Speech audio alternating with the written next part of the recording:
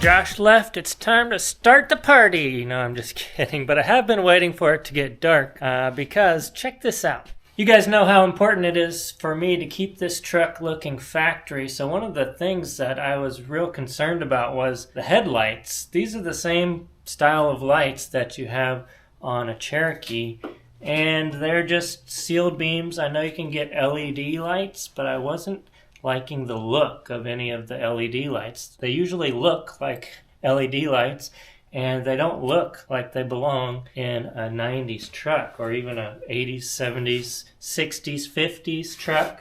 So I got to looking around.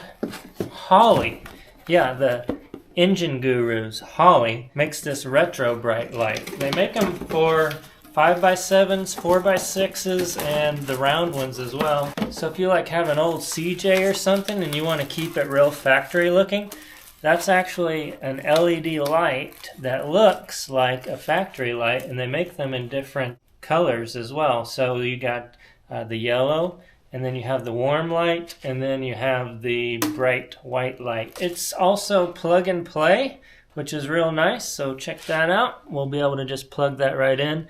And then some of the Toyotas actually had reverse ground, so they have an adapter. I don't think this Toyota is that old, so I don't think we'll need that, but we should be plug and play. Let's check it out. I'm getting ahead of myself. I really want to put these in, but we should go check, though. Before we put them in, we should check to see what it looks like with these factory lights. I believe these are even Sylvania, like the brightest Sylvania that you can get. So let's see the difference first.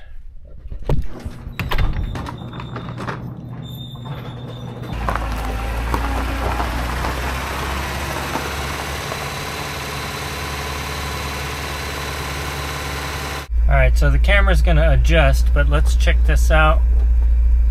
This is the lights currently that we've got. It's a warm beam.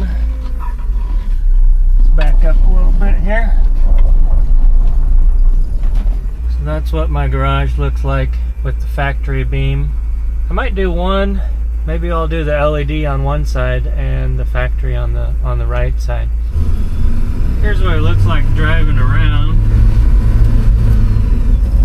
It's kind of dim. It's really bright right in front of me, but really dim more than 50 feet out there. There's the brakes.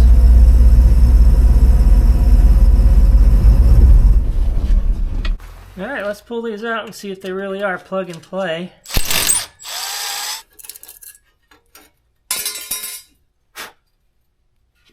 It's got a top and a bottom, so make sure I got that correct. Let's put that in there. Got a little bit of extra wire than it had before. That's pretty.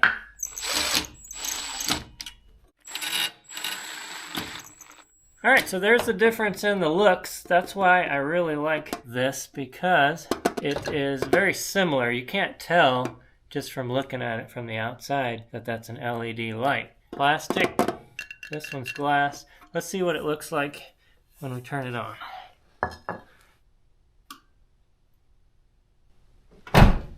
It's not turning on. Alright, I was wrong about something. Let's put the old light back in and see what's going on here.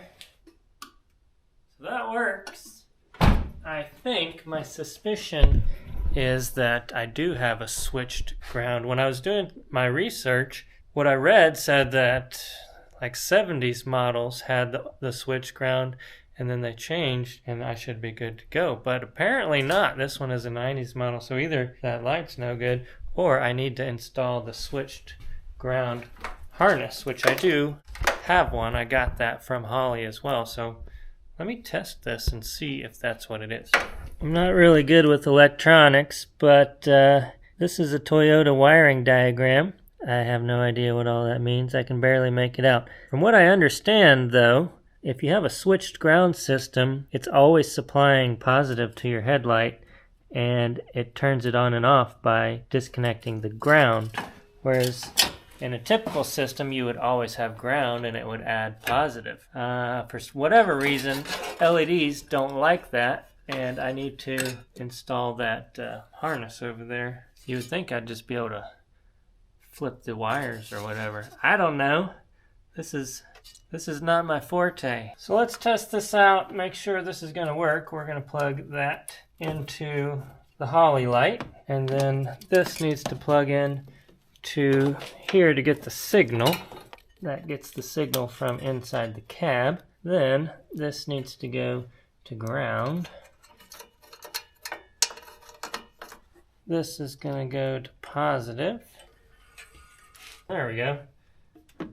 So that is the case. It looks like I just need to wire it this way. I didn't really want to do that because I thought I was going to have to cut the original wiring harness, but the way this is laid out, it gets signal from here, from this connector. So it turns out you don't have to cut anything. So I'm not actually cutting into the wiring harness or modifying the wiring harness to put in these lights. So I guess I will go ahead and do that, and then that way we'll have some really cool lights and we'll be able to see the difference here. Okay, after careful consideration, I finally got that wiring harness situated in there. It took me a while, but I finally settled on this location right here. That way I could get behind here. That goes to this headlight. There's also a ground that goes up to the grounding spot where the battery actually grounds, so that'll be perfect. Then underneath here goes across in front of the radiator, and then the other back part is back there, and the ground is right there. What I would have liked to see on this harness was this wire was a little bit short, so you can see it's kind of a little bit short. I would have preferred to run that around and have it come up with the rest of the wires here. I can lengthen that if I'd like to, but the relays are situated right here and the fuse is right there. Now, what is neat about the lights, even though I had to use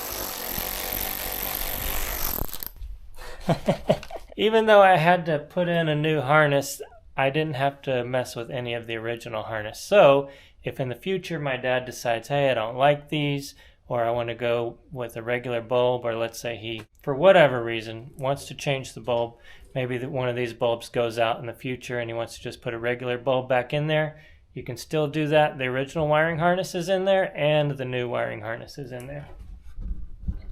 Let's put you guys right in the middle there. As you can see, this is the old light, that's the new light.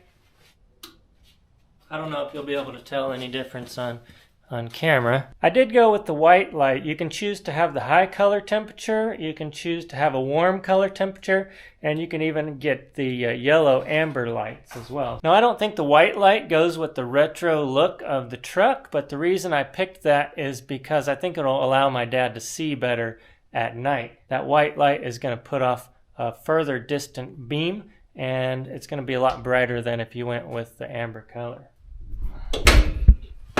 Now let's pull it outside in the dark. Just check out the difference here between the two beams. Other than the fact that they're not pointed at the same location. The Holley definitely has a more focused area.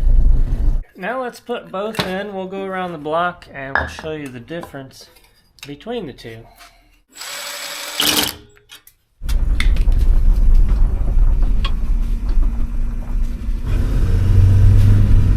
Well, it definitely has more of a cutoff, but I think it is a lot brighter, and I kind of like the white look with the new blue LEDs that we have on the interior. We'll go around the block, test it out. So that's low beam, high beam.